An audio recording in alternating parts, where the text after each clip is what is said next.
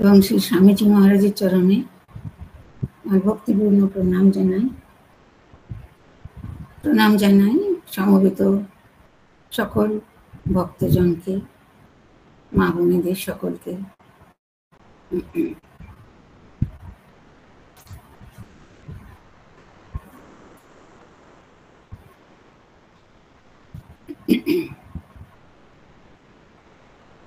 আমরা শ্রী শ্রী রামকৃষ্ণ কথামৃত থেকে পাঠ করছি।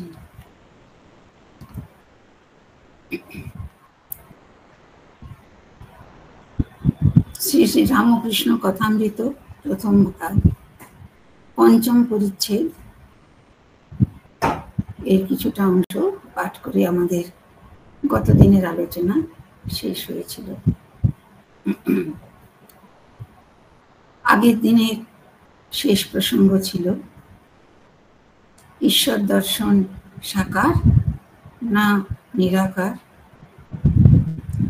একজন ব্রাহ্ম ভক্ত জিজ্ঞাসা করিলেন, মহাশয়, ঈশ্বরকে কি দেখা যায়? যদি দেখা যায়, দেখতে পাই না কেন? ঠাকুর বলছেন, অবশ্য দেখা যায়, সাকার রূপ দেখা যায়, আবার অরূপও দেখা যায়। তা তোমায় বুঝাবো কেমন করে? আমরা ভগবান লাভের কথা, ঈশ্বর দর্শনের কথা আলোচনা করি, আকাঙ্ক্ষা করি যেন দেখতে পাই, কিন্তু ভগবান লাভের জন্য যে পবিত্রতা, একাগ্রতা, ঐকান্তিক সাধনা চাই, সেটি তো আমাদের নেই। তাই ঠাকুর বলছেন যে তাকে দেখা যায়, তো তোমায় বোঝাবো কেমন করে? ব্রাহ্ম ভক্তটি বললেন, কি উপায় দেখা যেতে পারে? শ্রীরামকৃষ্ণ, ব্যাকুল হয়ে তার জন্যে কাঁদতে পারো? দেখুন, এই একটি শর্ত, ব্যাকুল হয়ে ঈশ্বরকে ডাকা, তার জন্যে অশ্রু বিসর্জন করা, এটি হলে দর্শন হতে পারে। কিন্তু আমাদের মন তো বাইরের জগতের অনেক কিছু আকর্ষণীয় বস্তুতে আটকে রয়েছে। সেই সব চিন্তা, ঐহিক অভ্যুদয় তথা ঐশ্বর্য লাভ, এদিকেই আমাদের মন থাকে। আর ইন্দ্রিয় গ্রাহ্য রূপ, রস, স্পর্শ, গন্ধ, যা যা আমাদের ইন্দ্রিয় গ্রাহ্য জিনিস, সেগুলির উপরে মন যায়। ভগবানের জন্য আমাদের চোখে জল কার বা কখন আসে? কদাচিৎ কোনো সাধকের হয়। শ্রীরামকৃষ্ণদেব বলছেন, লোকে ছেলের জন্য, স্ত্রীর জন্য, টাকার জন্য এক ঘটি কাঁদে, কিন্তু ঈশ্বরের জন্য কে কাঁদছে? আবার বোঝাবার জন্য বলছেন, যতক্ষণ ছেলে চুষি নিয়ে ভুলে থাকে, মা রান্না বান্না বাড়ির কাজ সব করে, ছেলের যখন চুষি আর ভালো লাগে না, চুষি ফেলে চিৎকার করে কাঁদে, তখন মা ভাতের হাঁড়ি নামিয়ে দূর দূর করে এসে ছেলেকে কোলে লয়। ব্রাহ্ম ভক্ত বলছেন, মহাশয়, ঈশ্বরের স্বরূপ নিয়ে এত নানা মত কেন? কেউ বলে সাকার, কেউ বলে নিরাকার, আবার সাকারবাদীদের নিকট নানা রূপের কথা শুনতে পাই, এত গন্ডগোল কেন? শ্রীরামকৃষ্ণ, যে ভক্ত যে রূপ দেখে সেই রূপ মনে করে, বাস্তবিক কোনো গন্ডগোল নাই। তাকে কোনো রকমে যদি একবার লাভ করতে পারা যায়, তাহলে তিনি সব বুঝিয়ে দেন।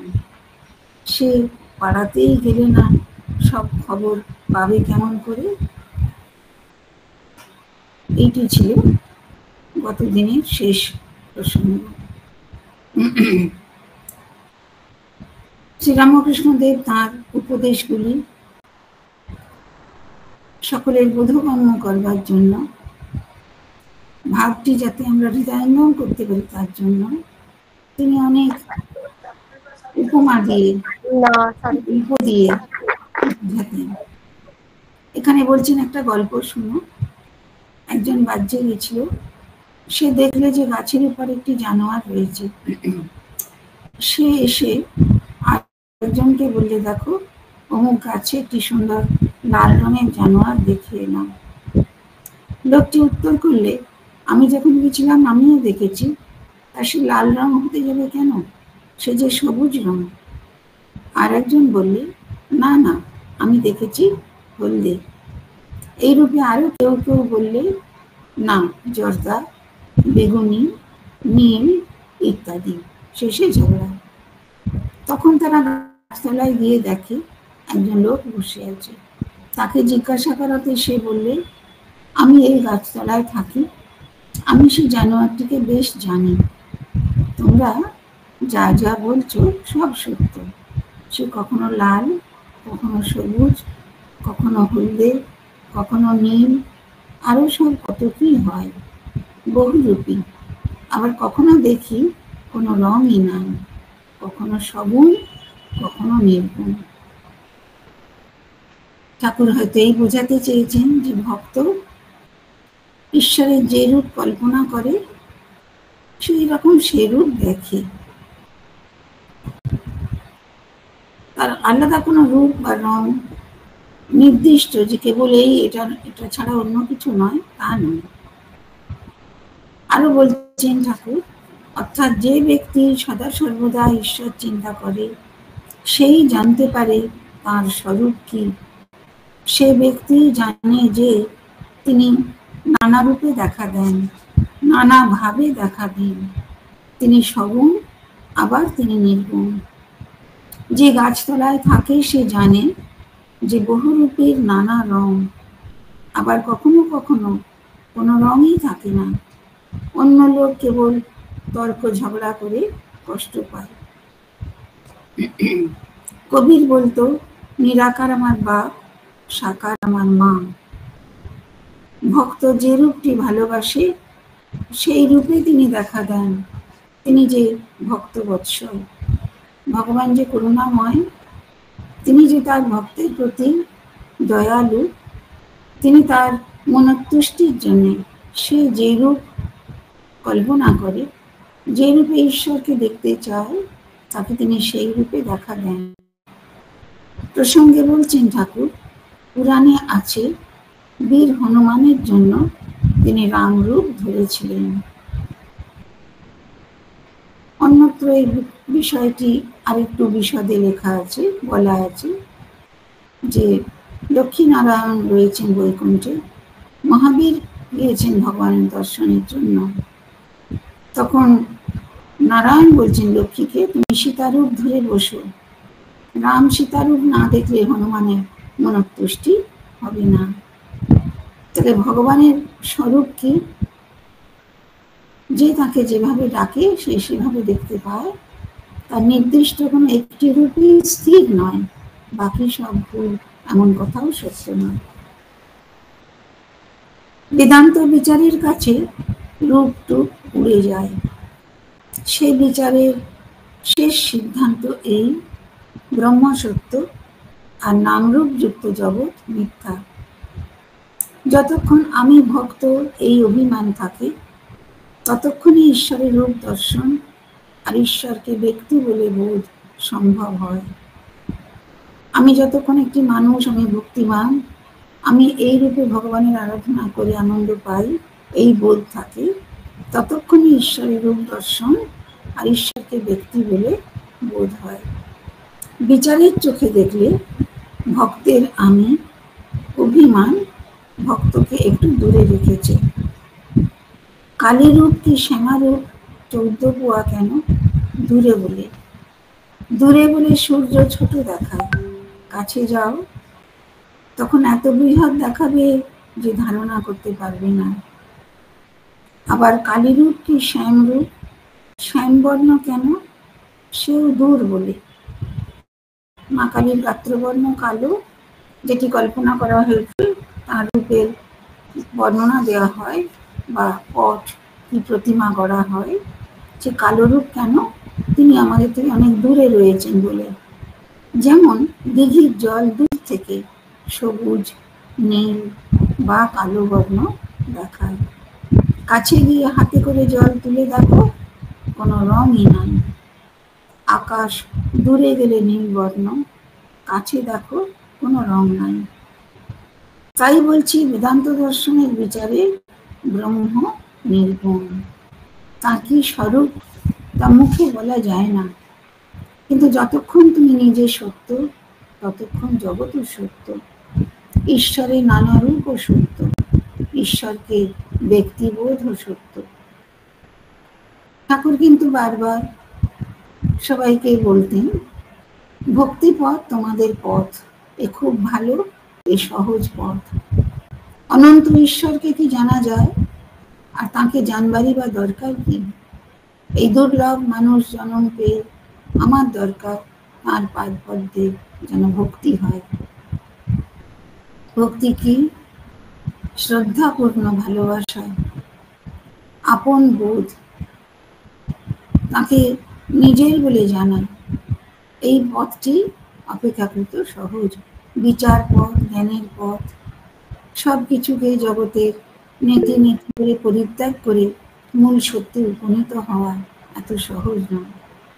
বিশেষ করে আমাদের যে দেহ বুদ্ধি রয়েছে, যতক্ষণ আমার আপনার আহার নিদ্রা ভয় অন্যান্য বস্তুগুলো রয়েছে, তার অধীন হয়ে আমরা রয়েছি, সেখানে অনন্ত ঈশ্বরের ধারণা করা এত সহজ নয়। ঠাকুর বলছেন, অনন্ত ঈশ্বরকে কি জানা যায়? আর তাকে জানবারই বা কি দরকার? আমাদের জানার জগৎ যতই আমরা বাড়াই না কেন, শেষ হবে না অজানা অংশ। ঈশ্বর সবার উপরে আছেন, সবকিছু তৈরি করেছেন, সবেরই সৃষ্টি স্থিতি প্রলয়ের হেতুর স্বরূপ তিনি। তো তাকে আমার পুরোপুরি জানবার কি দরকার? আমার তো শক্তি তো নেই।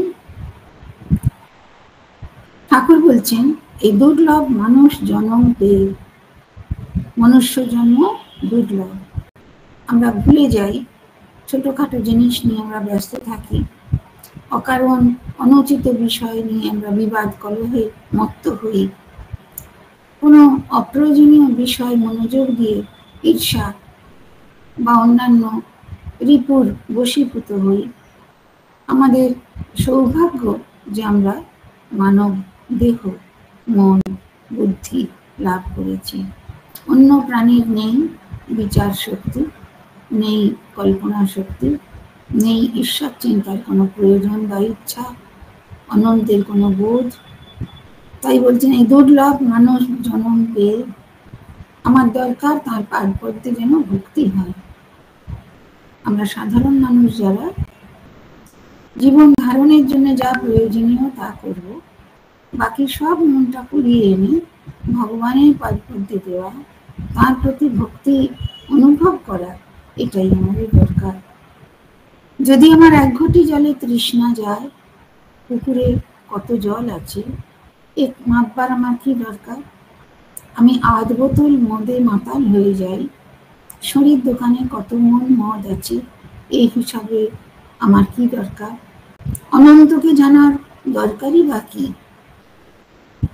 অনেক সময় তর্ক করি, আমাকে তো বুঝতে হবে, সঠিক জানতে হবে, ঠিক জ্ঞান লাভ করতে হবে, ভগবান যে অনন্ত সেটা তোমাকে বুঝে নিতে হবে। ঠাকুর এক কথায় সেরে দিচ্ছেন, অনন্তকে জানার দরকারই বা কি? শ্রী রামকৃষ্ণ, বেদে ব্রহ্মজ্ঞানের নানা রকম অবস্থা আছে। জ্ঞান পথ বড় কঠিন পথ। বিষয় বুদ্ধি কামিনী কাঞ্চনে আসক্তির লেশমাত্র থাকলে জ্ঞান হয় না। শুদ্ধ ভক্তি যেমন দুর্লভ, তেমনি সত্যিকারের জ্ঞান লাভও খুব কঠিন। কি থাকলে জ্ঞান হবে না? কামিনী কাঞ্চনে আসক্তির লেশমাত্র থাকলে।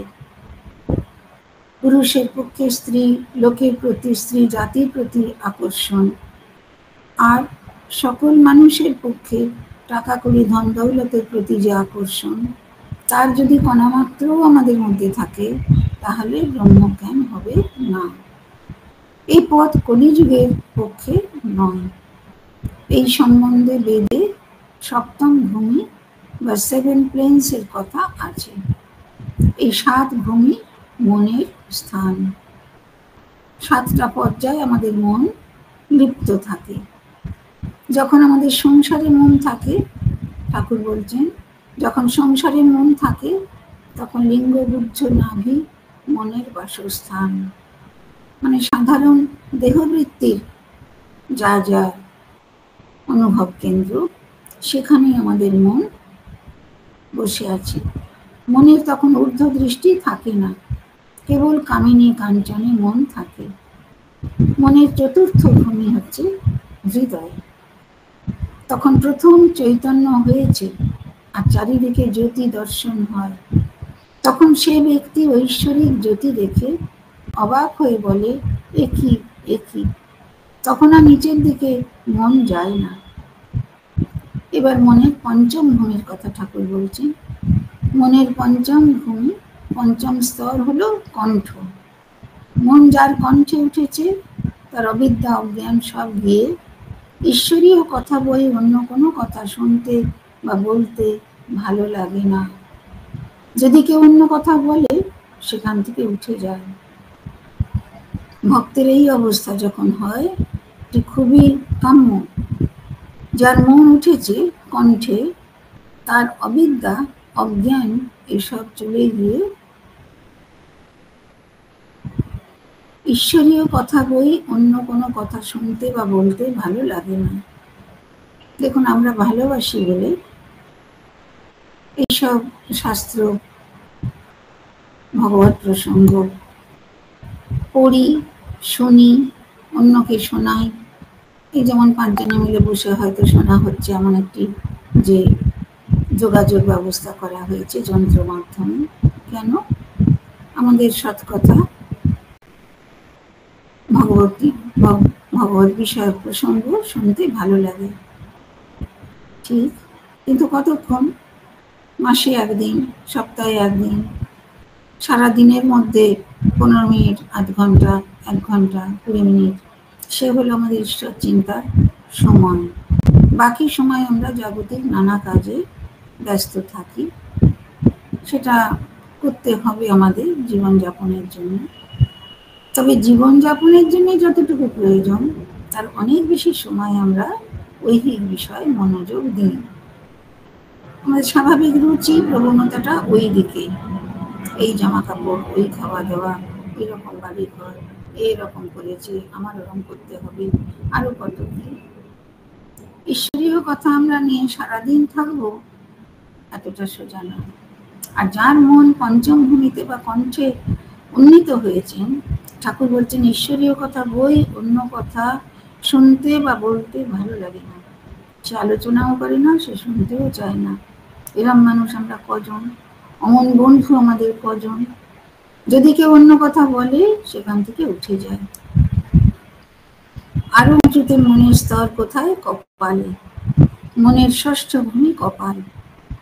মন সেখানে গেলে অহর্নিশ ঈশ্বরীয় রূপ দর্শন করে। তখনও একটু আমি থাকি।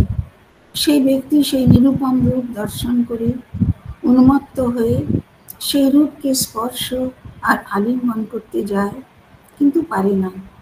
যেমন লণ্ঠনের ভিতর আলো আছে, মনে হয় এই আলো ছুঁলাম, কিন্তু কাঁচ ব্যবধান আছে বলে ছুঁতে পারা যায় না।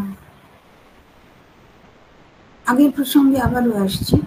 যখন আমরা ঈশ্বরীয় কথা সারাক্ষণ বলতে পারি না, অন্যদিকে মন চলে যায়, তখন মন অনেক নিচে, চতুর্থ ভূমিতে হয়তো রয়েছে। ঈশ্বরীয় কথা ছাড়া অন্য কথা ভালো লাগে না, এমন মনের অবস্থা খুবই প্রশংসনীয়, আনন্দের। তার থেকে উঁচুতে মন উঠলে ঈশ্বরীয় রূপ দর্শন হয় সারাদিন রাত।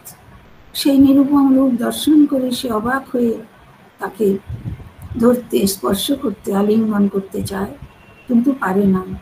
তখন একটা জাগতিক অস্তিত্বের ব্যবধান রয়েছে। শিরদেশ হচ্ছে সপ্তম ভূমি, সেখানে মন গেলে সমাধি হয় ও ব্রহ্মজ্ঞানী ব্রহ্মের প্রত্যক্ষ দর্শন হয়। কিন্তু সে অবস্থায় শরীর অধিক দিন থাকে না, সর্বদা বেহুঁশ, কিছু খেতে পারে না, মুখে দুধ দিলে গড়িয়ে যায়। এই ভূমিতে 21 দিনের মৃত্যু। তার মানে যার মন শিরস্থিত সপ্তম ভূমিতে লগ্ন হলো, মন সমাধিস্থ হলো, বাহ্য জ্ঞান রইল না, জীবন ধারণের চেষ্টা রইল না, সেই সময় ব্রহ্মজ্ঞানী ব্রহ্মের প্রত্যক্ষ দর্শন হয়। কিন্তু ওই রকম অবস্থায় জীব মানুষ বেশি দিন বাঁচতে পারে না, সর্বদা বেহুঁশ, কিছু খেতে পারে না, মুখে দুধ দিলে গড়িয়ে যায়। এই ভূমিতে 21 দিনের মৃত্যু, এই ব্রহ্মজ্ঞানীর অবস্থা।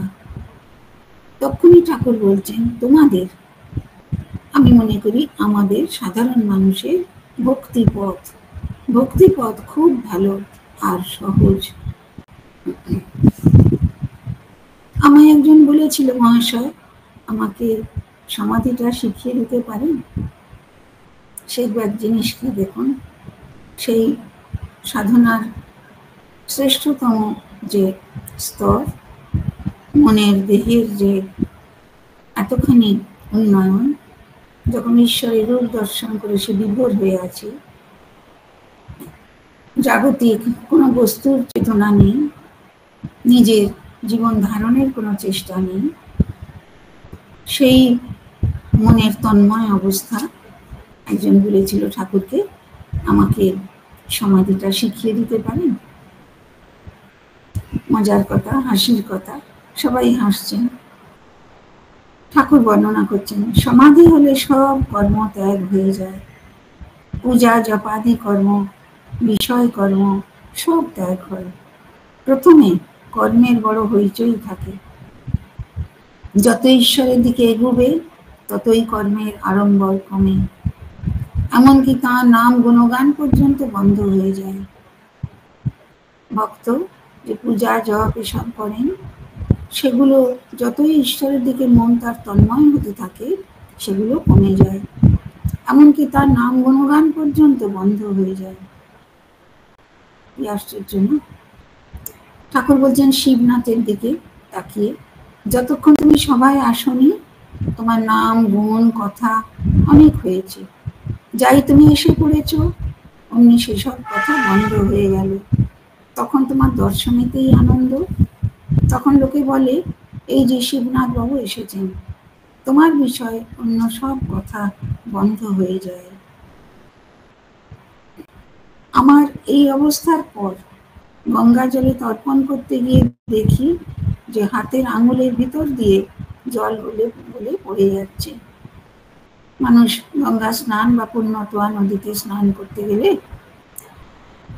সূর্য দেবতার উদ্দেশ্যে, পিতৃপুরুষের উদ্দেশ্যে, নিজ ইষ্টের উদ্দেশ্যে অঞ্জলি করে জল তুলে নিয়ে আবার সেই গঙ্গার প্রবাহেই নামিয়ে দেয়। ঠাকুর তেমনি গঙ্গা জলে তর্পণ করতে গিয়ে দেখলেন তার হাতের আঙুলের ফাঁক দিয়ে সব জল গলে পড়ে যাচ্ছে। তখন হলহারি, ঠাকুরের একজন খুড়তুতো দাদা ছিলেন, তিনিও কালীবাড়িতে কিছুদিন কর্মে যুক্ত ছিলেন। হলধারীকে কাঁদতে কাঁদতে জিজ্ঞাসা করলাম, দাদা এ কি হলো?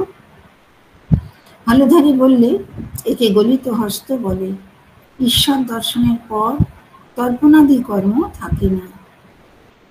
আমরা যে পুজো আচ্ছা করি সেটা সকাম বা প্রার্থনা যুক্ত একটা ক্রিয়া, একটা উপকরণ সহযোগে ভগবানের সঙ্গে যোগ সাধনা করবার ইচ্ছা, সেগুলো যে মানুষটির ঈশ্বর দর্শন হয়েছে তার দ্বারা আর হয় না, তাই সে আর তর্পণের কাজ করতে পারে না। সংকীর্তনে প্রথমে বলে, নিতাই আমার মাতা হাতে। হরি সংকীর্তন, নাম সংকীর্তন অথবা পালা সংকীর্তন যাই হোক, সেখানে উদ্যোগের সঙ্গে, ঐকান্তিকতার সঙ্গে, আবেগের সঙ্গে কীর্তনিয়া গান করছেন, নিতাই আমার মাতা হাতি। নিত্যানন্দ প্রভু তিনি যেন মত্তহস্তির মতো ভাবপূর্ণ এবং ভাব প্রক্ষেপ করছেন দিকে দিকে। নিতাই আমার মাথা হাতি। ভাব গাঢ় হলে শুধু বলে হাতি হাতি, তারপর কেবল হাতি এই কথাটি মুখে থাকে। শেষে হা বলতে বলতে ভাব সমাধি হয়। তখন সে ব্যক্তি যে এতক্ষণ কীর্তন করছিল চুপ হয়ে যায়। কত উপমা দিয়ে কত প্রসঙ্গ করে ঠাকুর আমাদের বোঝাচ্ছেন না। এবার আরো আমাদের পরিচিত দৃশ্য তুলে ধরছেন। যেমন ব্রাহ্মণ ভোজনে প্রথমে খুব হইচই, নিমন্ত্রণ বাড়িতে যখন আহারের আয়োজন হয়, যখন সকলে পাতা সম্মুখে করে বসলে তখন অনেক হইচই কমে গেল। কেবল লুচি আনো শব্দ হতে থাকে। তারপর যখন লুচি তরকারি খেতে আরম্ভ করলে তখন 12 আনা শব্দ কমে গেছে। মানুষ আহারেই মন দিয়েছে, সেটি আস্বাদন করে গ্রহণ করছেন। তারপর যখন খাবারের শেষ পর্যায়ে এলো দই, তখন সুপ সুপ, সকলের হাস্য। শব্দ নাই বললেও হয়। খাবার পর নিদ্রা, তখন সব চুপ। তাই বলছি, প্রথম প্রথম কর্মের খুব হইচই থাকে। ঈশ্বরের পথে যত এগোবে ততই কর্ম কমবে, শেষে কর্মত্যাগ আর সমাধি। ঈশ্বরের পথে যত এগোবে ততই কর্ম কমবে। কর্ম বলতে জপ ধ্যান পূজা পাঠ, আর যারা নাকি যোগ্যতাকে কিছু করেন, সব কিছু ভগবানের ভালোবাসা এলে ওগুলো আস্তে আস্তে কমে যাবে। আবার একটি উপমা দিচ্ছেন, গৃহস্থের বউ অন্তঃসত্ত্বা হলে শাশুড়ি কর্ম কমিয়ে দেয়। 10 মাসে কর্ম প্রায় করতে হয় না। ছেলে হলে একেবারে কর্মত্যাগ। মা ছেলেটি কেবল নাড়াচাড়া করে। ঘরকন্যার কাজ শাশুড়ি ননদ যা এরা সব করে। সমাধিস্থ হবার পর প্রায় শরীর থাকে না। কারুর কারুর লোক শিক্ষার জন্য শরীর থাকে, যেমন নারদাদির। যে সাধক পরম প্রচেষ্টা এবং ঈশ্বরের কৃপায় সমাধিবান হয়ে জাগতিক সমস্ত চেতনা থেকে মনকে ঊর্ধ্বে তুলে নিয়ে ঈশ্বরে সন্নিবিষ্ট করেছেন, সেই সমাধিস্থ পুরুষের বা সাধকের প্রায় শরীর থাকে না।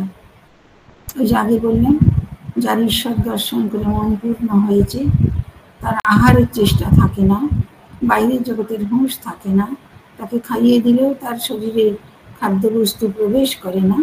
ওরকম সময় 3 সপ্তাহে 21 দিনে তার দেহত্যাগ হয়ে যায়। এখানে আবার বলছেন, কারুর কারুর লোকশিক্ষার জন্য শরীর থাকে, যেমন নারদাদির। ঈশ্বরের ইচ্ছায় এই জগৎ প্রপঞ্চ রচিত হয়েছে, পালিত হচ্ছে, আবার তার ইচ্ছা হলে আংশিক বা সর্বাংশে ধ্বংস হয়ে যাবে।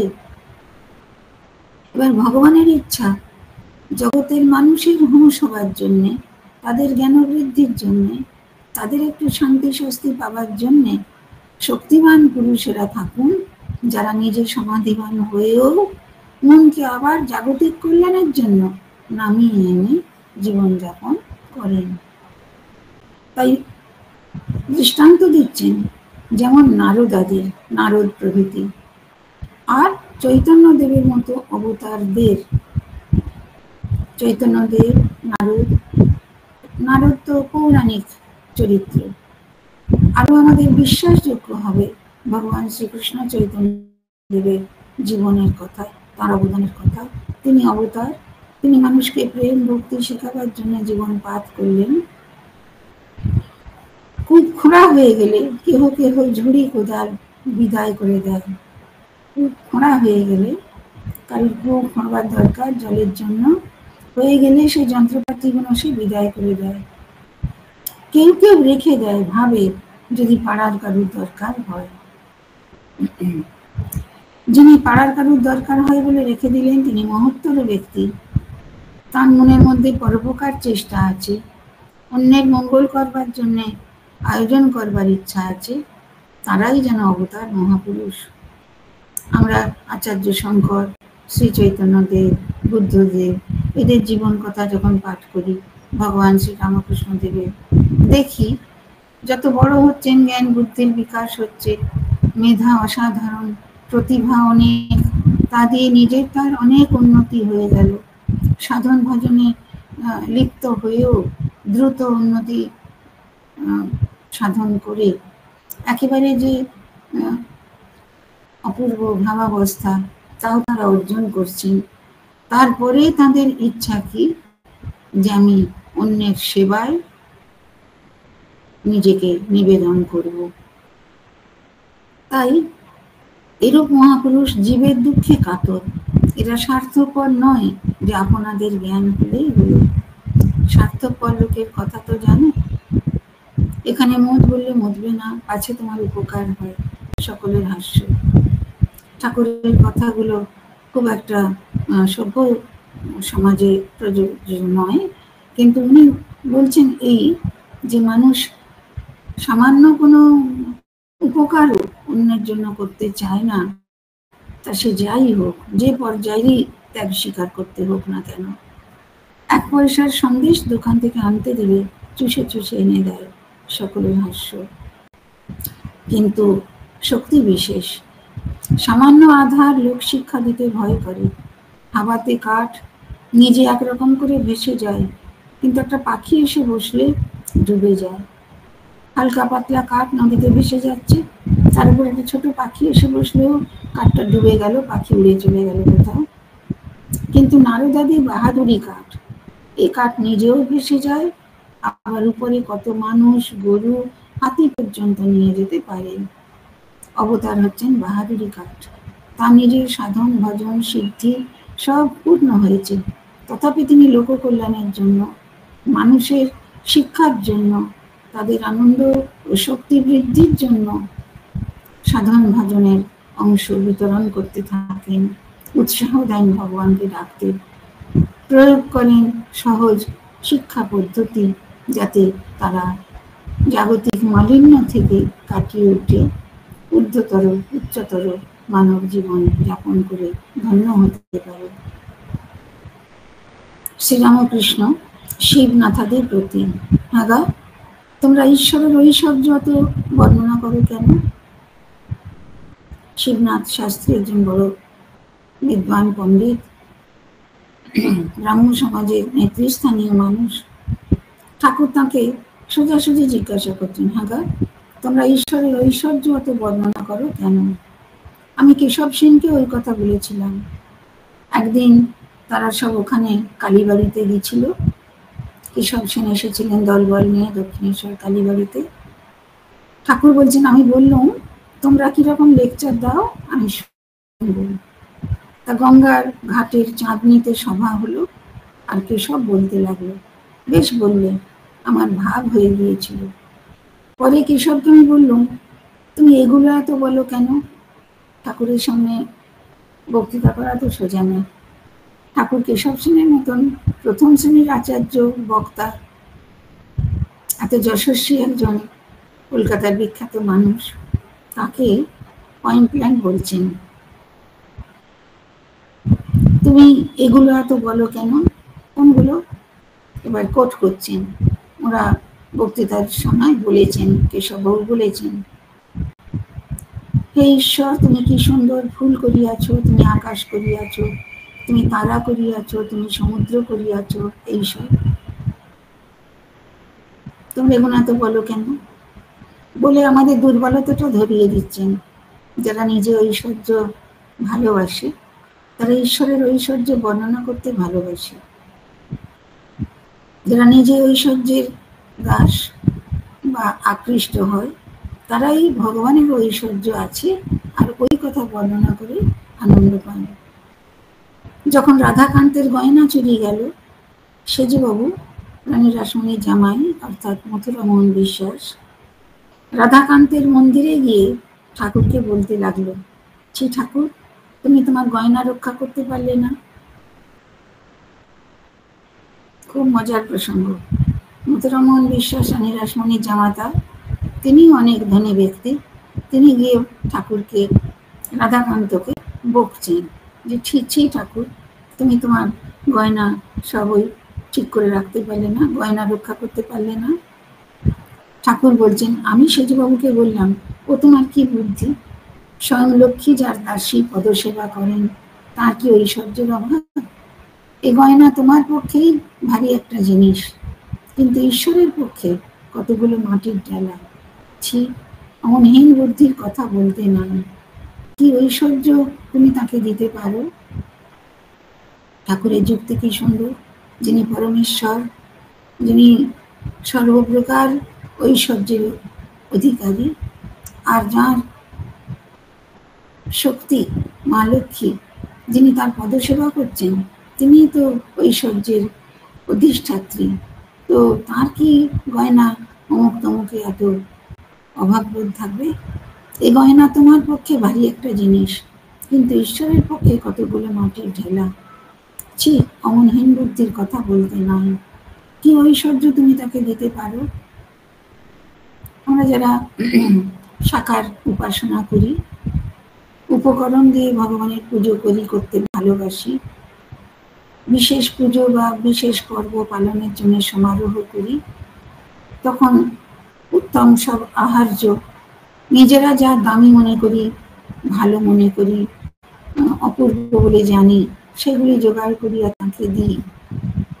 তিনি কি গ্রহণ করেন সেটা আমাদের ঠিক ধারণা নেই। তিনি বাইরের ঐশ্বর্য চান না, অন্তরের একাগ্রতা, ঐকান্তিক ভক্তি, বিশ্বাস, সেটাই চান। তাই বলি, যাকে নিয়ে আনন্দ হয় তাকেই লোক চায়। তার বাড়ি কোথায়, কখানা বাড়ি, কটা বাগান, কত ধন জন দাস দাসী, এই খবরে কাজ কি? মানুষ যাকে ভালোবাসে তাকেই চায়, তার বাড়ি গাড়ি ধন জন সবসময় সে গণ্য করে না। এই সূত্রে আমাদের এটাও ভাবা উচিত, আমরা সাধারণত মানুষের ধন জন, বিদ্যা বুদ্ধি, রূপ সৌন্দর্য, এইগুলো যার যত, তাকে তত ভালোবাসি, বা সেরম মানুষকে ভালোবাসতে চাই, আপন করতে চাই, তার সঙ্গে যুক্ত হতে চাই। সেটা আমাদের ওই হীন বুদ্ধি, ঐশ্বর্যের প্রতি, বাইরের আড়ম্বরের প্রতি আকর্ষণ আছে বলে। কি সুন্দর বলছেন, নরেন্দ্রকে যখন দেখি তখন আমি সব ভুলে যাই। সত্যই ভালোবাসা হলে সেই ব্যক্তির উপস্থিতি আমার কাছে মন ভরিয়ে দেওয়ার পক্ষে যথেষ্ট। তার কোথা বাড়ি, তার বাবা কি করে, তার কটি ভাই, এসব কথা একদিন ভুলেও জিজ্ঞাসা করি না। ঈশ্বরের মাধুর্য রসে ডুবে যাও, তার অনন্ত সৃষ্টি, অনন্ত ঐশ্বর্য, অত খবরে আমাদের কাজ কি? আবার সেই গন্ধর্ব নিন্দিত কণ্ঠে সেই মধুরিমাপূর্ণ গান, ডুব ডুব ডুব রূপ সাগরে আমার মন, তলাতল পাতাল খুঁজলে পাবি রে প্রেম রত্নধন। আবার ঠাকুর বলছেন, এও ঠিক, তবে দর্শনের পরে ভক্তের স্বাদ হয়, তাঁর লীলা কি দেখি। রামচন্দ্র রাবণ বধের পর রাক্ষসপুরী প্রবেশ করলেন। কথামৃত পাঠ করলে আমরা তো কত দীর্ঘকাল ধরে এই গ্রন্থ পাঠ করছি, নিত্য অথবা বিশেষ করে এক এক সময়।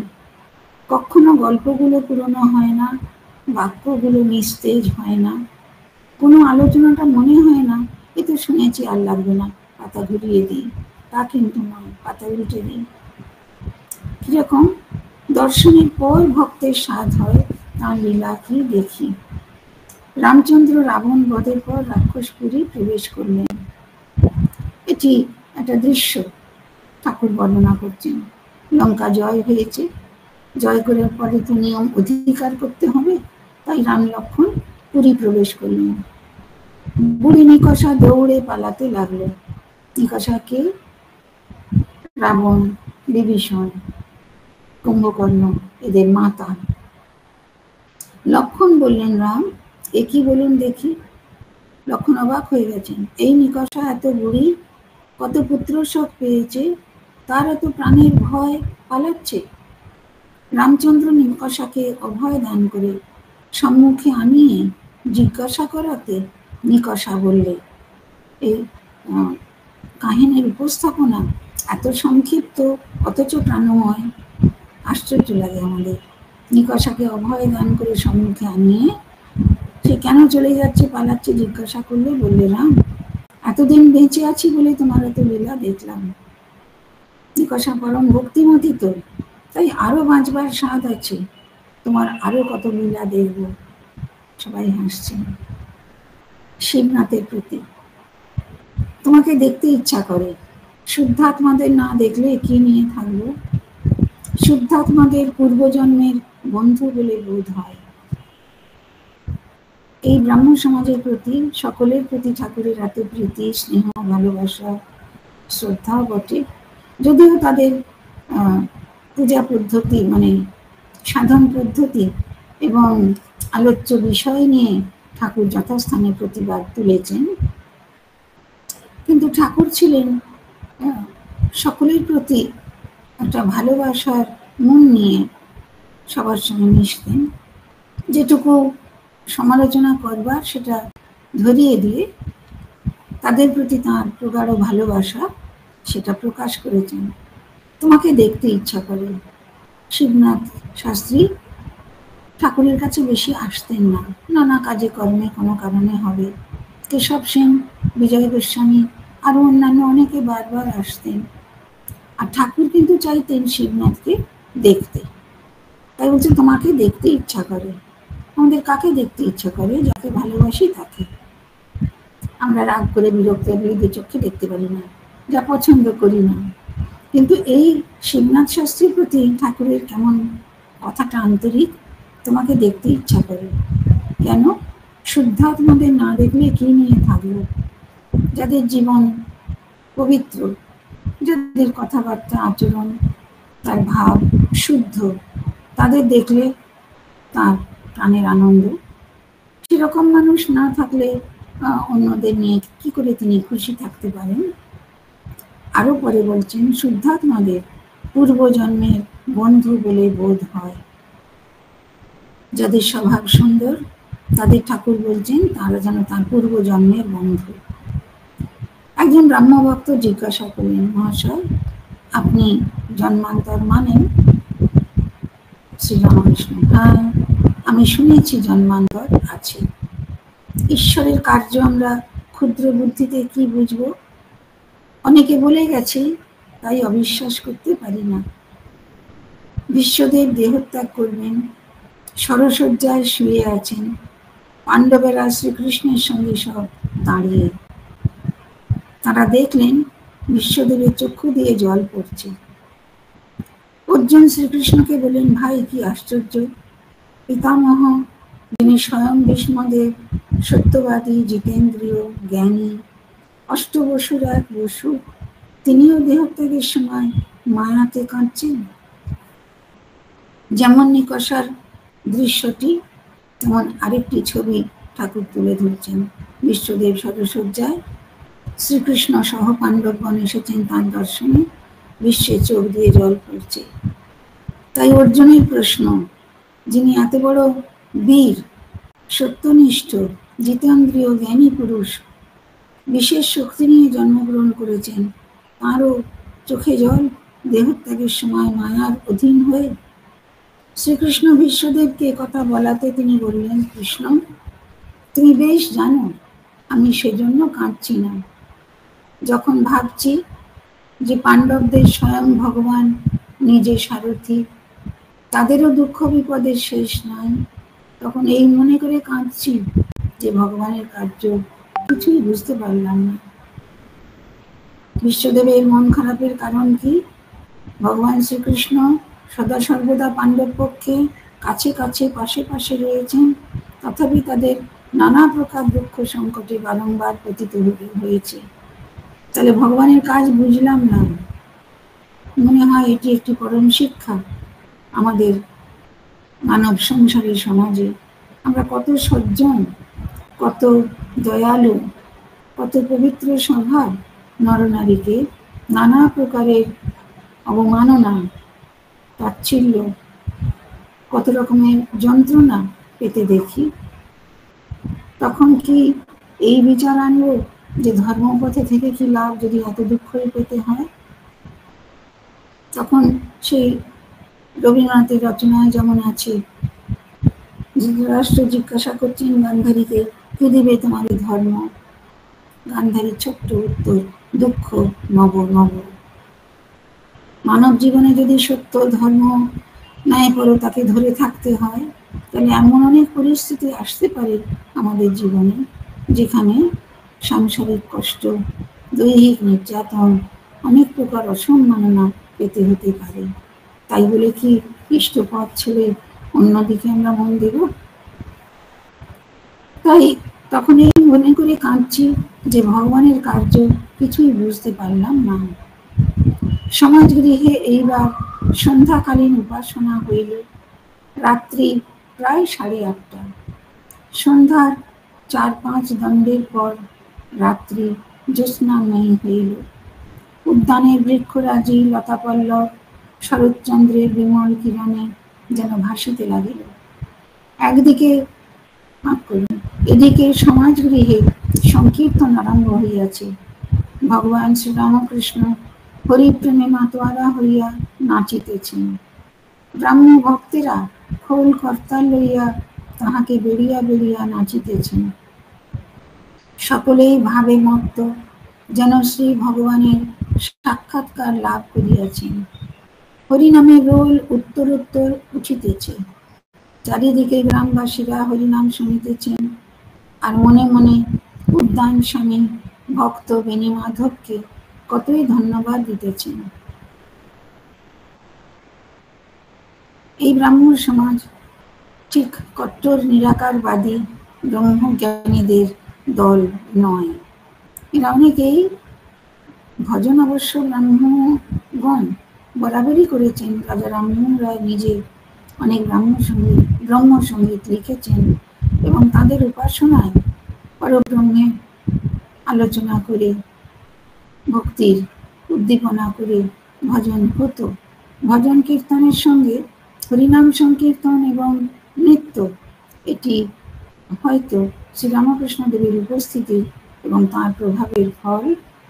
ব্রাহ্ম ভক্তেরা খোল করতাল নিয়ে নেচে নেচে গান করছেন ঠাকুরকে বেষ্টন করে। সকলেই ভাবে মত্ত, যেন শ্রী ভগবানের সাক্ষাৎকার লাভ করেছেন। হরিনামের রোল উত্তর উত্তর উঠছে। সেই পল্লীর মানুষজন হরিনাম শুনছেন, মনে মনে বাগানের যিনি মালিক বেণীমাধব পালকে কত ধন্যবাদ দিচ্ছেন। কীর্তন শেষ হলে শ্রীরামকৃষ্ণ ভূমিষ্ঠ হইয়া জগন্মাতাকে প্রণাম করিতেছেন। কল্পনা করুন, গান শেষ হলো, নৃত্য অবসান হলো, তখন ঠাকুর ভূমিষ্ঠ হয়ে ধরণী জগন্মাতাকে প্রণাম করছেন।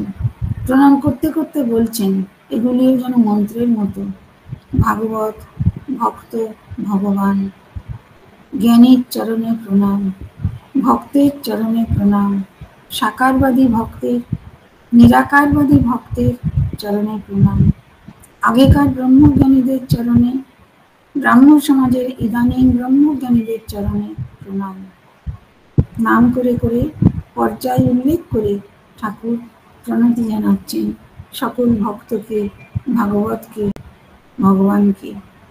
বেণীমাধব নানাবিধ উপাদেয় খাদ্য আয়োজন করিয়াছিলেন ও সমবেত সকলকে পরিতোষ সহকারে পরিতোষ করিয়া খাওয়াইলেন।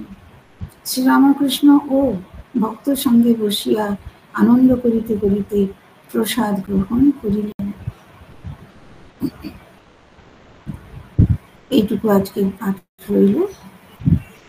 প্রসঙ্গে আমরা মনে করি যে শ্রী শ্রী রামকৃষ্ণ কথামৃত এই যুগের সর্বাধিক সরল, সরস অথচ মহত্তম শাস্ত্র। তাঁর শ্রীমুখের বাণী। ভগবান স্বয়ং নররূপে এসেছেন লীলা করতে। তিনি তো বিশ্ববিদ্যালয়ের উপাধি লাভ করা কোনো বিদ্বান পুরুষ নন, কিন্তু তাঁর যে অপূর্ব জীবন, তার দীর্ঘ একনিষ্ঠ সাধনা, পরবর্তীকালে তিনি যখন ভক্তদের কল্যাণে, মানুষের কল্যাণে আত্মপ্রকাশ করছেন, তখন ভক্তদের সমাবেশে তার সরল কথাগুলি বলে গেছেন। ধন্য মাস্টার মশাই শ্রী মহেন্দ্রনাথ গুপ্ত, যিনি তার গুরু সঙ্গ করেছেন কত 1882 সালে তার প্রথম সাক্ষাৎকার, 1886 সালে ঠাকুরের মহাসমাধি, তাহলে মাত্র 4 বছর মাস্টার মশাই তার অবকাশের সময়, ছুটির দিনে, রবিবার সাধ্যমতো দক্ষিণেশ্বরে গমন করেছেন, ঠাকুরের পূর্ণ সঙ্গ সান্নিধ্য লাভ করেছেন। আর ঠাকুর আমাদের কৃপা করে দক্ষিণেশ্বর থেকে প্রায়ই কলকাতায় ব্রাহ্ম সমাজে বা কোনো সমিতিতে, কোনো হরিসভায় অথবা কোনো ভক্ত গৃহে পুনঃ পুনঃ আগমন করেছেন। আমরা মনে রাখবো যে ঠাকুর সাধারণত কলকাতায় রাত্রি বাস করতেন না। একেবারে তাঁর জীবনের অন্তিম পর্বে বলরাম বসুর বাড়িতে কখনো কখনো রাত্রিবাস করেছেন। নইলে দক্ষিণেশ্বর থেকে তিনি হয়তো দুপুর বেলায় বেরিয়ে কলকাতায় শহরে পৌঁছেছেন কোনো না কোনো ভক্ত সমাবেশে। আবার সেখানে ভজন কীর্তন সৎপ্রসঙ্গ শেষ হলে, যেমন আমরা আজকে পড়লাম, বেনিপালের বাগানে তিনি এসেছেন, তারপরে বেনিপাল তাঁদের ভক্তদের পরিতোষ করে প্রসাদ খাইয়েছেন, পরে ফিরবেন তিনি দক্ষিণেশ্বরে। আবার কখনো কখনো ঠাকুরের দক্ষিণেশ্বরে আবাসে ফিরতে রাত্রি 12টা-1টা হয়ে যেত। এই শ্রম স্বীকার তিনি করেছেন, প্রায়ই তিনি কলকাতায় এসেছেন। কেন? বিভিন্ন ভক্তের মজলিসে নতুন নতুন ভক্তরা যুক্ত হতেন, আর বিভিন্ন ক্ষেত্রে তিনি গিয়ে হে জীব, ভগবান লাভই মানব জীবনের উদ্দেশ্য, এই তত্ত্বটি প্রকট করেছেন। আর কত ভালোবেসে, কত করে বুঝিয়েছেন, কেমন করে সহজভাবে ভক্তিপথে তাঁকে এগোনো যায়। ঠাকুরের যে উপদেশ, তার সঙ্গে সঙ্গে ছোট ছোট মধুর কাহিনী আছে, যাতে উপদেশটি খুব হৃদয়ঙ্গম করতে সুবিধে, মনে রাখতে সুবিধে। আবার এমনও হয় আমরা গল্পটা মনে রেখেছি, তার উপলক্ষটা স্মরণ করতে পারছি না। যত আমরা মন দিয়ে কথামৃত পড়ব, রোজ একটু একটু পড়ব, অল্প অংশ ধারাবাহিকভাবে, পারলে ভালো হয় একটা নির্দিষ্ট সময়, তবে সেটাও হলো একটা বিরাট উপাসনা। ভগবানের কথা ভগবান নিজেই, এই যে ঠাকুর বলছেন ভাগবত ভক্ত ভগবান, তিনি এক, একে তিন। যিনি ঈশ্বর বা ভগবান, তার প্রসঙ্গই হচ্ছে ভাগবত, আর ভক্ত হচ্ছে যে সেটি রচনা করছে বা আস্বাদন করছে, পাঠ করছে কিংবা শোনাচ্ছে সে। তাই যদি আমি গীতা, বাইবেল, কোরআন অনেক কিছু না জানি, তাতে দুঃখের কিছু নেই। যাদের মাতৃভাষা বাংলা, তারা মাতৃভাষাতেই সর্বোত্তম শাস্ত্র গ্রন্থ আমরা পেয়ে গেলাম। এই কথা আমি তো কখনো পুরনো হয়নি, হবে না। এবং নিত্য পাঠ করলে, বারবার পাঠ করলে এর অন্তরের অর্থ আমাদের হৃদয়ঙ্গম হতে পারে। শুধু পড়লে হবে না, মুখস্থ হলেও হবে না, ওর উপরে চিন্তা বা মনন চাই, ঠাকুর কি বললেন, সেটাই সাধনা, তার উপদেশটা কার্যকরী করবার জন্য। তাই আমরা মনে করি শ্রী শ্রী রামকৃষ্ণ কথামৃত পাঠ নিত্য অনুষ্ঠেয়, ভক্ত নিজের মনে নিজে করবেন। এমনটাও ভালো হয় যদি সুবিধা থাকে, যিনি পাঠ করছেন তা নিজের কল্যাণের জন্য, নিরিবিলিতে একলা বসে অনুচ্চ কণ্ঠে পাঠ করলে অর্থ আরো বেশি অন্তরে প্রবেশ করে। শব্দের শক্তি আছে, এগুলি মন্ত্র, তার শক্তি আছে। শুধু মনে মনে পড়লাম, ঠিক আছে, একরকম, আর এক রকম হয়। ও অল্প শব্দ করে নিজের মনে উচ্চারণ করে পাঠ করা।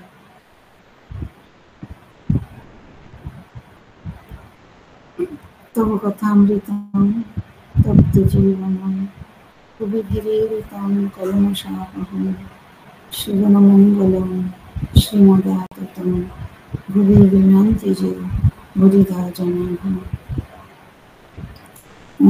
स्थापकाय च धर्मस्य सर्वधर्मस्वरूपिणे अवतारवरिष्ठाय रामकृष्णाय ते नमः। ॐ यथा मे दाहिका शक्ति रामकृष्णे स्थिता विजय सर्वविद्यास्वरूपां तां शारदां प्रणमामि। नमः श्री यतिराजाय विवेकानन्दसूरये सच्चित्सुखस्वरूपाय स्वामी तापहारिणे। ভক্তদের সকলকে আমার ভক্তিপূর্ণ প্রণাম জানাচ্ছি।